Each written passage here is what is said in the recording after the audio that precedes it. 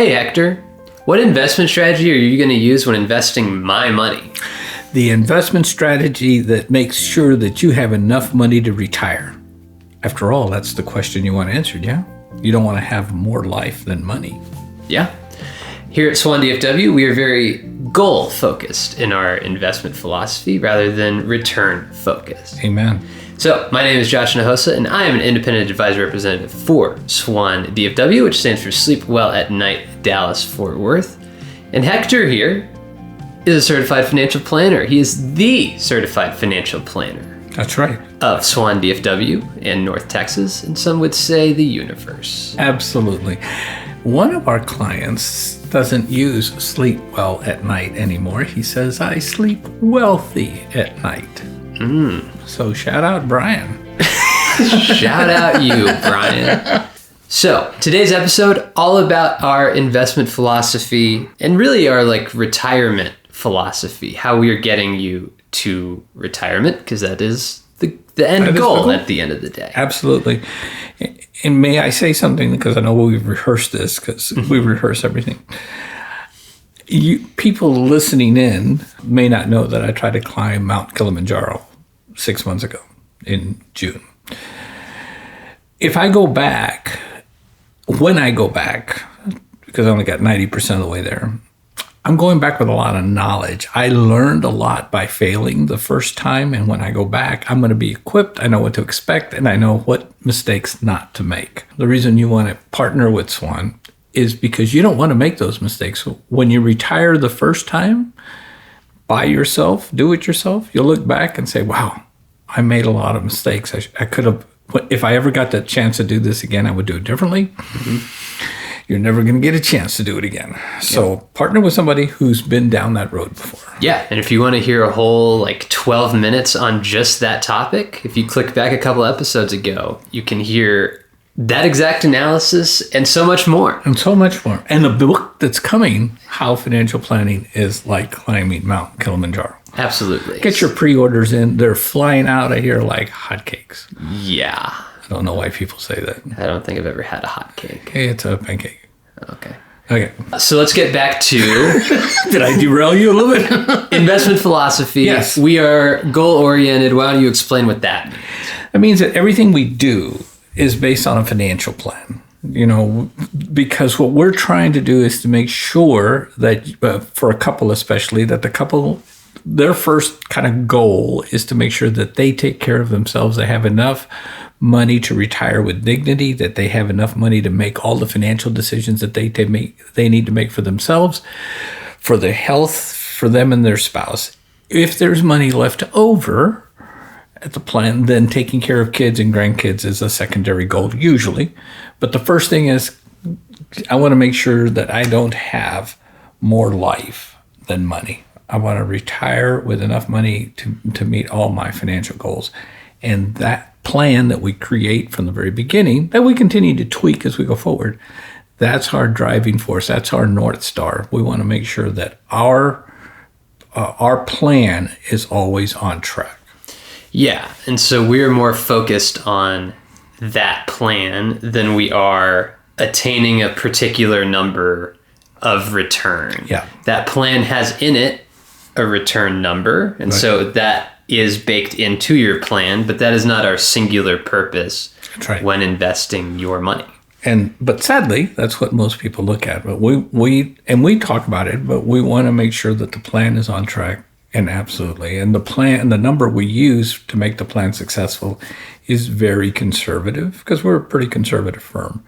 So when we have a blowout year or blowout quarter, it just helps the plan. Another question we get a lot is, what asset allocation will you use?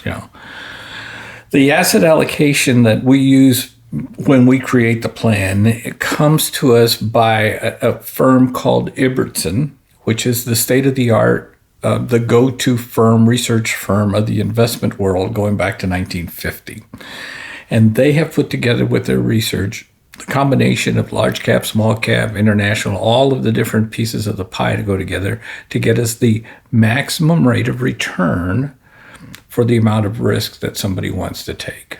So it's that asset allocation that then we take that when that's put into the plan, gives us a probability of success of 85% or more so that the plan will work. So that's how the asset allocation comes about. And of course, the asset allocation comes about with the risk tolerance questionnaire that we send people, that we used to call A Color of Money, but we've decided to call it What Bird Are You? Maybe not. Name in progress. We're still market testing. Yeah. And actually, if you have ideas, email them to us at info@swandfw.net. And we will handsomely reward anybody who gives us a good name for our asset allocation questionnaire. And when I say handsomely, maybe a $25 gift certificate to Starbucks, so don't expect a new car. Yeah, absolutely. So the follow-up question to what asset allocation will you use for me? I guess in a shorter amount of time than what we just said it's going to depend on your plan. Absolutely. On your age, on your risk. On your risk. What your goals are. That's right. What you have and what you want to spend. The next part of that is which investment benchmarks will we compare to or will we use? Yeah. It depends. Because some people that are more aggressive, that are maybe a little bit younger, we can use the NASDAQ because the probability of having more tech stocks in that kind of a portfolio, that has more risk in it, would probably be the NASDAQ. So we would use the NASDAQ. For most of us, we use the S&P 500 because that's a good, although not 35% of that is now NASDAQ. And then for some people, we have some very conservative people, and it's a bond index that we use because that fits what their profile, what they're investing in. So it depends. CFPs, the first thing we learn how to answer questions, any question, the answer always is, it depends. So in this case, though, it really depends. Yeah, it depends. Yeah. The last part here, why don't you explain the importance of a custodian? First, our custodian is Schwab. So yes, Charles Schwab, yes. Why don't you explain what a custodian is and why that's important when you're looking for someone to manage your money? A custodian is the people that actually hold the money. And the custodian will send you at the end of for us, it's every month, they'll say, here's how your money did this month. And then every quarter, they send you a quarterly report. And then we take that quarterly report that they send, and on top of that, layer a video to explain and go over every holding. Mm-hmm. The couple of times in the Metroplex in the last 20 years where people have gotten in trouble is that the financial advisor didn't have a custodian. You were putting money into his account that he was managing. And so when you have that, and there's no way to track the investments, and he can tell you your rate of return is whatever he decides your rate of return is. Mm-hmm. And it becomes a Ponzi scheme, and he's promising 22%, but when somebody needs to withdraw money, anyway, it becomes a mess. So you really want to make sure that whoever you work with, that they have a custodian and that your money's safe there. Because as a custodian, the only place I can send money to your account is either to your bank account that you've already tied to your account, or I can mail a check to the address of record. That's the only place the money can go. We want to make sure your money is safe. So you know why? So you can sleep well at night. Wow. See that? Yeah. Can you tell I just got off a marketing gauntlet? Yeah, that's crazy. I want to say what's up to Sean, our newest subscriber. Oh, yeah. Is there anything else that people should know about our philosophy and how we get people to retirement? Yeah. The engine that drives the asset allocation is going to be, the actual assets we put into the deal. And so we have, I've developed over the course of time, I come from two really conservative companies, MetLife and Bank of America. And Warren Buffett has been one of the kind of the person that I have followed. And he's got a pretty simple rule to start with. To make money, don't lose money. There's no such thing as picking a company that'll never lose money, but make sure that it's not something that's going to go broke.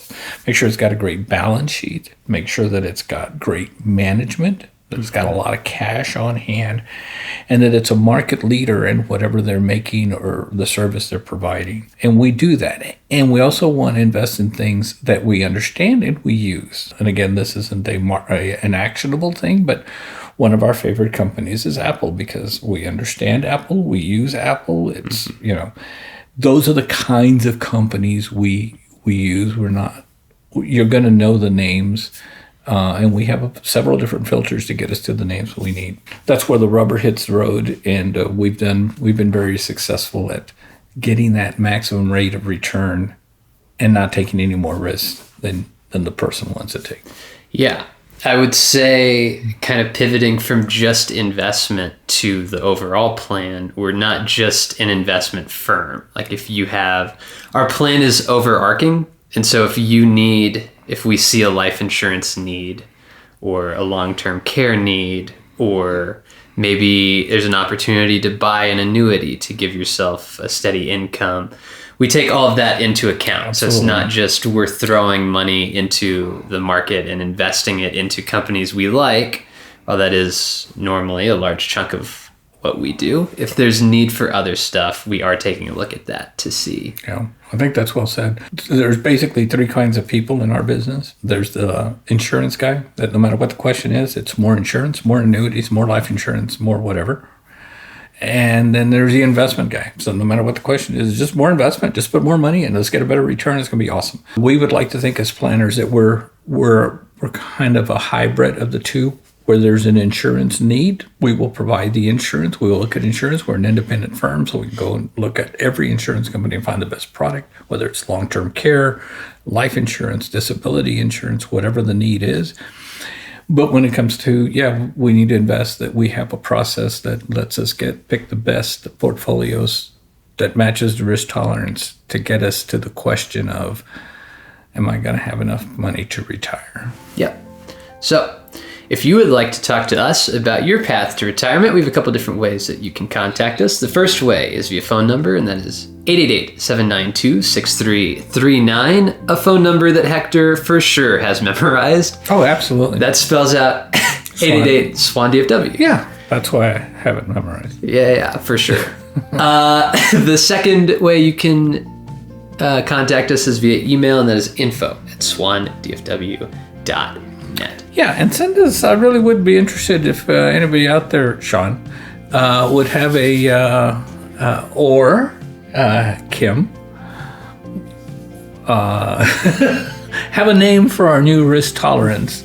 We would be interested in hearing what you guys have to say. Yeah. So, thank you guys for watching. I believe as you're watching this, Thanksgiving just happened. So I hope that was awesome. We'll catch you all in the next one. Thank you, and God bless. The preceding content is informational only and based on information available when created. It is not an offer or solicitation, nor is it tax or legal advice. It does not consider your financial circumstances and objectives and may not be suitable for you.